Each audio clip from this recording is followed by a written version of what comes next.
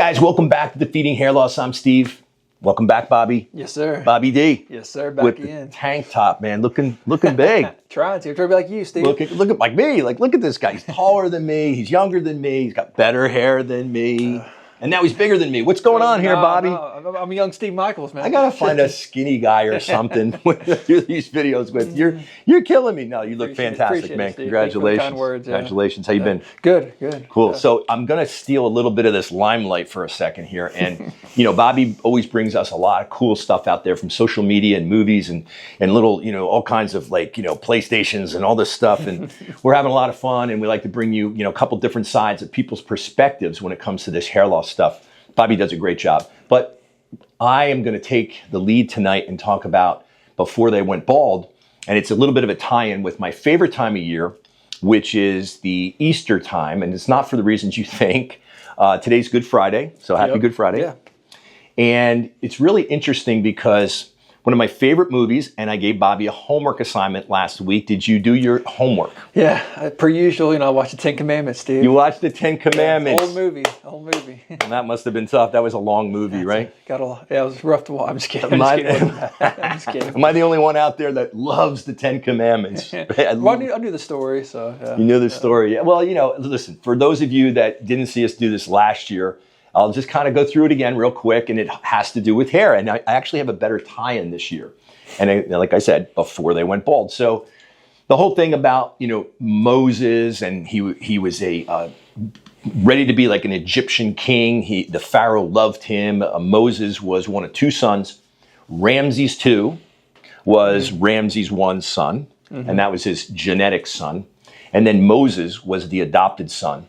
That Moses, up until about age 25 or 28, didn't really know that he was actually an Israeli slave or born into a family of Israeli slaves. So after a very long time watching the movie, it was pretty cool. I liked the theatrics, and the costuming was awesome. Moses decides he's going to lead the Israelites, the slaves, to the promised land. And he's kind of butting heads with the actual son of the Pharaoh, Ramses II. Well, guess what? Ramses II, Brynner, is bald. So there we go with the tie-in. Right? Yep. So it's kind of ironic that I never even thought about it until like a couple days ago when I told you to watch the movie. I'm saying, wait a second, here I am, kind of got all this symbolism stuff, and my face superimposed on Moses up on the mountain trying to save all of you from hair loss, one head at a time, men and women, any age, any race, doesn't matter. There is no discrimination. I want all of you to stop your hair loss.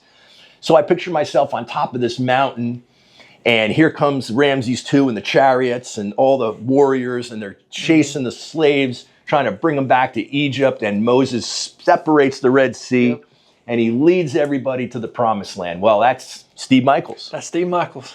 Trying to lead everybody to the promised land. Stop losing that hair. Well, Brynner, who's in the chariot, and he usually had this really cool head, I don't know what you call it, but back in those days where they had all these jewels and kind of sat up on top. It wasn't like a Roman thing. It was pretty cool, but he was kind of built, and he had a tan and all that stuff. So he really looked the part. He did really well, but he was bald. And this guy was bald. I mean, I was a little kid, and he had played different roles in different movies, and he was a pretty famous actor. So we did some digging and took a look at what he looked like when he had hair.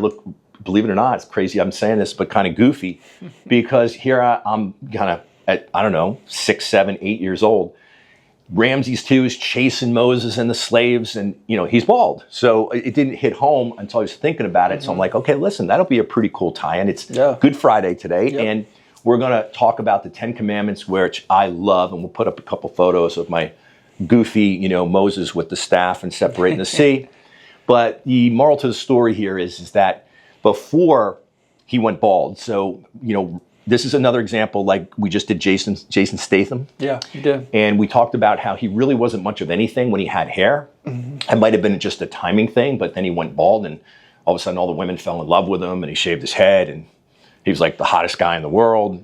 Well, Brynner is kind of a little bit like that. I mean, he was really famous. There was only one other guy that I remember in my life, in my childhood, that was actually a bald actor that kind of hit it big, and that was Telly Savalas. He's another name that Bobby doesn't know. You see the Bobby's face? Like, that's what you're doing out there.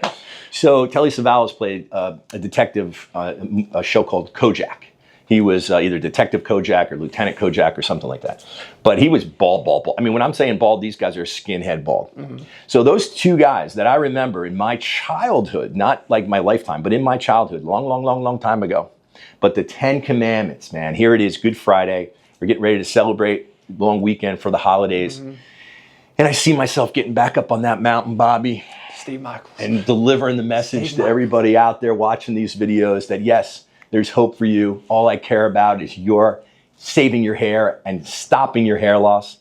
But we will try to figure out how to get some photos of Yul Brynner to make the point, because this is before they went bald. So yeah, Yul Brynner, he was very successful, had a great career. I'm sure he's not alive anymore. And for that matter, so was Telly Savalas. So these guys, you know, once they lost their hair, it worked for them. Yeah. Not for me. Yeah. Not for you. Same. Hey, listen, I hope this entertains you. Have a great holiday weekend, and don't forget to like and subscribe.